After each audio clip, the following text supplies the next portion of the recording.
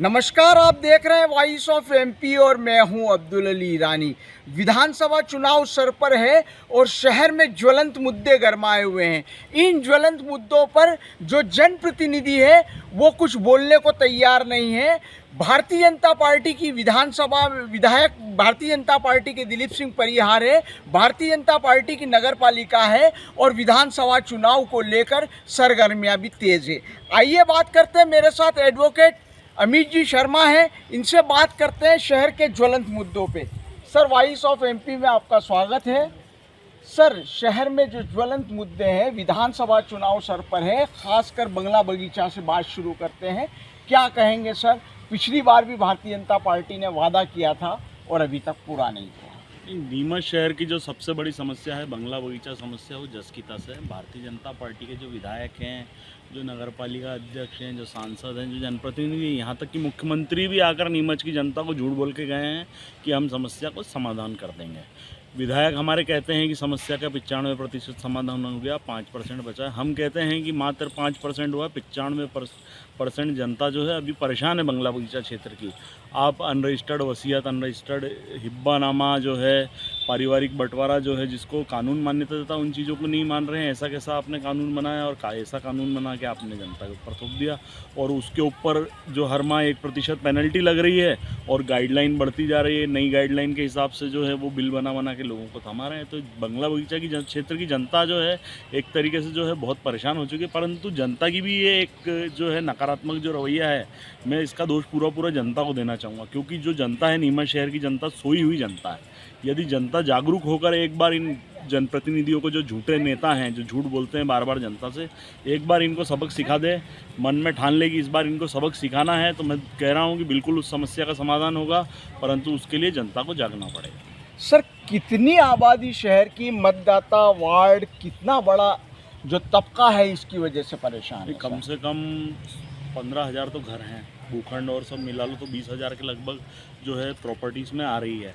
तो ऐसे में जो है जो मात्र 1,500-2 हज़ार लोगों ने व्यवस्थापन कराया होना, जो व्यवस्थापन है 15, 16, 20,000 लोगों का व्यवस्थापन होना था, घरों का, मकानों का, प्लाटों का, वो नहीं हुआ। दूसरी चीज़ ये है कि जो जनसंख्या की बात करें, आधी से अधिक आबादी जो नीमच शहरी क्षेत्र की है, नगर पालिका क्षेत्र की आधी से अधिक आबादी जो है बंगला बगीचा क्षेत्र में रहती है और लगभग 30,000 वोटर है। और यदि ये वोटर ठान लें कि इस बार इन झूठे नेताओं को सबक सिखाना है, तो मैं बिल्कुल कह रहा हूं कि जो है इन जो बेईमान नेता हैं, जो झूठे नेता हैं, जो बार बार झूठ बोल रहे हैं, 20 साल से झूठ बोले जा रहे हैं कि हम करेंगे और झूठी बातें कर रहे हैं, उनको सबक सिखा सकती है जनता। इतने वोटर हैं। सर, क्या मुख्य समाधान होना चाहिए? मुख्य समाधान तो इसमें कोई व्यवस्थापन की ज़रूरत नहीं थी। मेन चीज़ तो ये है, क्योंकि जो है मऊ में जिस प्रकार से किया गया कि जिसके पास रजिस्टर्ड दस्तावेज है वो मालिक है। परंतु आपने यहाँ क्या जनता के ऊपर एक काला कानून बनाकर थोप दिया कि इस प्रकार से व्यवस्थापन कराओ, इतने % पैसे भरो, लाखों रुपए के बिल जनता को थमाए जा रहे हैं। तो इसकी कोई आवश्यकता नहीं थी। परंतु अभी भी यदि आपने कानून बना दिया है और कानून जो है राज्य सरकार द्वारा बनाया गया है, तो उसमें संशोधन किया जा सकता है और संशोधन करने का जो अधिकार है वो राज्य सरकार को है। संशोधन यदि करते हैं तो उसमें अनरजिस्टर्ड वसीयतनामा, हिब्बानामा जो है उसको माना जाए, पारिवारिक बंटवारे, जो इन दस्तावेजों को कानून मान्यता देता है। दूसरी चीज़ ये है कि जो लीज रेंट और प्रीमियम है वो बहुत अधिक है। कई लोगों का जो है वार्षिक लीज रेंट इतना आ रहा है कि वो किराए का मकान लेकर जो है अपने रह ले उतने पैसे में। तो एक तरीके से जो है स्वामित्व था जिनका, उनको इनने जो है किराएदार बना दिया। आप 5,000, 10,000 रुपये महीने का जो है लीज रेंट यदि आप भर रहे हो, तो आप एक तरीके से किराएदार बन गए हो। अभी ये संकट धीरे धीरे बढ़ता जाएगा और ये आखिरी मौका है। विधानसभा चुनाव के बाद जनता को ये मौका मिलना नहीं है, क्योंकि स्थिति ये हो जाएगी कि नगर पालिका चुनाव में जो है हमने आंदोलन करा, परंतु जनता ने जो है फिर बीजेपी को वोट दे दिया। आप झूठे जो नेता हैं उनको सबक नहीं सिखाओगे जब तक, और यदि विधानसभा में आपने सबक नहीं सिखाया तो ये मान के चलना कि ये काला कानून आपको मानना ही पड़ेगा। लाखों रुपए आपको नगर पालिका में शासन प्रशासन को देने पड़ेंगे। सर, दूसरी शहर की समस्या लीज नवीनीकरण को लेकर भी काफ़ी परेशानियां आ रही है, क्या कहेंगे सर? नहीं, लीज नवीनीकरण के लिए भी शहर की जो है हुड़को कॉलोनी, 34-36 की जनता, विकास नगर की जनता काफ़ी परेशान है। लीज नवीनीकरण में एमओएस का मुद्दा जो है एक महत्वपूर्ण मुद्दा है। एमओएस का जो है इस प्रकार से थोप दिया गया है जनता कि इनने एमओएस का उल्लंघन कर रखा है, इनका लीज नवीनीकरण नहीं होगा। 400 फीट 450 फीट 600 फीट के प्लाट में आदमी एमओएस छोड़ के लिए जगह कहाँ से छोड़ेगा आप जनता के ऊपर। और जनप्रतिनिधि सबसे बड़ा जो है इसका कारण जो है हमारे जनप्रतिनिधि हैं, क्योंकि ये जो है ये चीज़ें जो छोटी छोटी चीज़ें हैं ये जनप्रतिनिधि जो हैं हमारे जो नेता हैं, जो नगर पालिका अध्यक्ष हैं, जो पार्षद हैं, जो विधायक हैं, इनको जो है इन चीज़ों का हल करना चाहिए।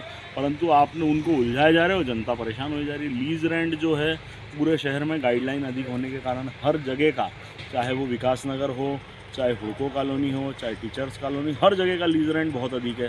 तो गाइडलाइन पे भी एक तरीके से रोक लगनी चाहिए। सर, पेयजल संकट जो आशंकित है, जो आने वाले समय में स्पष्ट तौर पे दिख रहा है, उसको लेकर भी नगर पालिका अभी तक नाकामयाब दिखी, क्या कहेंगे सर? ये पेयजल संकट जो उत्पन्न होगा इस बार, जो उत्पन्न होगा वो पूरी की पूरी नगर पालिका की देन है।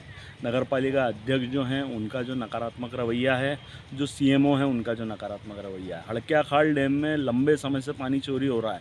मैं स्वयं जो है कलेक्टर साहब के सामने आवेदन लेके गया, 2-2 बार 3-3 बार गया, कई लोग गए, परंतु इनने क्या करा, वहाँ पानी चोरी रोकने में नाकाम रहे। अल्प वर्षा के कारण जो है डैम जो है कम भरा, मात्र 10-12 फीट डैम भरा, उसमें से भी 2-3 फीट पानी जब तक इनने कार्रवाई करी जब तक चोरी हो चुका था।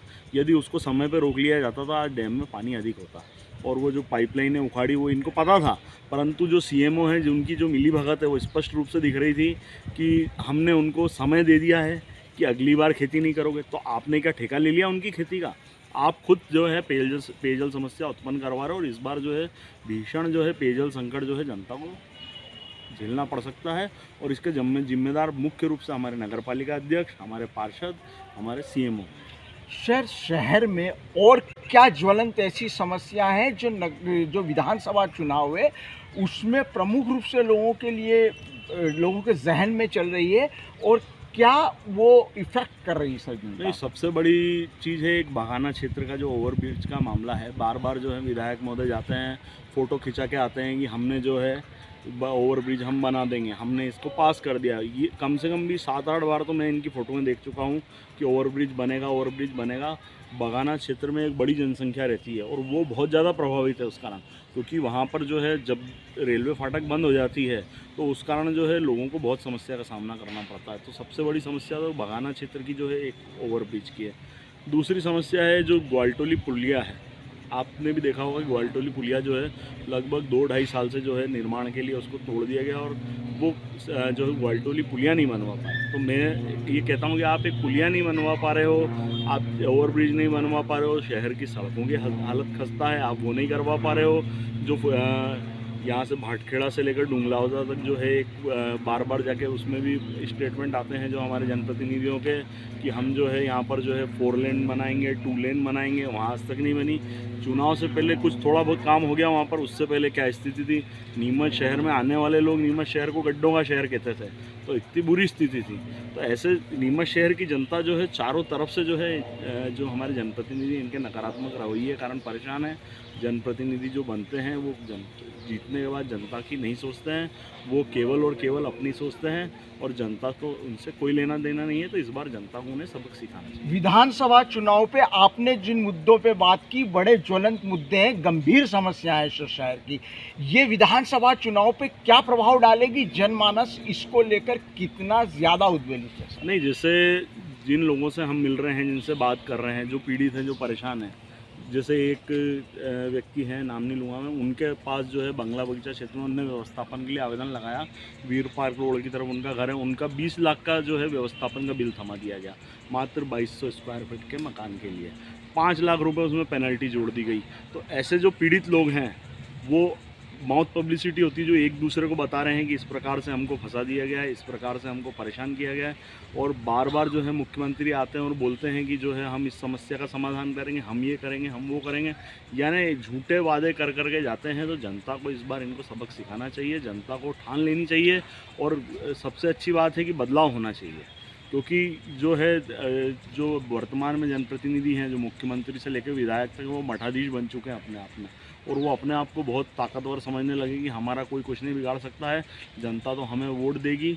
और कहीं ना कहीं एक ऐसा बाद में ले जाके पूरे मामले को रंग दे दिया जाता है और जनता को गुमराह करके जो है उनके वोट ले लिए जाते हैं। विकास की बात कोई नहीं करता है, भ्रष्टाचार की बात कोई नहीं करता है, सिर्फ जनता को जो है झूठी बातों में लेकर जो है बरगला कर जो है वोट ले लिए जाते हैं। इस बार जनता समझेगी बिल्कुल और जो है इनको सबक सिखाएगी। ये थे एडवोकेट अमित शर्मा, जिन्होंने स्पष्ट तौर पे कहा कि नीमच शहर में जो गंभीर समस्याएं हैं, चाहे पेयजल की बात करें, बंगला बगीचा की बात करें, उसके अलावा लीज नवीनीकरण की बात बताई उन्होंने, ग्वालटोली पुलिया, ओवरब्रिज, डुंगलावडा भाटखेड़ा रोड, इन सारी बातों पर उन्होंने विस्तार से चर्चा की और ये कहा कि जनमानस इसको लेकर ज़बरदस्त रूप से समस्याग्रस्त है, प्रभावित हो रहा है और इसका असर स्पष्ट तौर पर विधानसभा चुनाव में देखने को मिलेगा। वॉइस ऑफ एमपी के लिए मेरे सहयोगी अशफाक हुसैन के साथ अब्दुल अली ईरानी।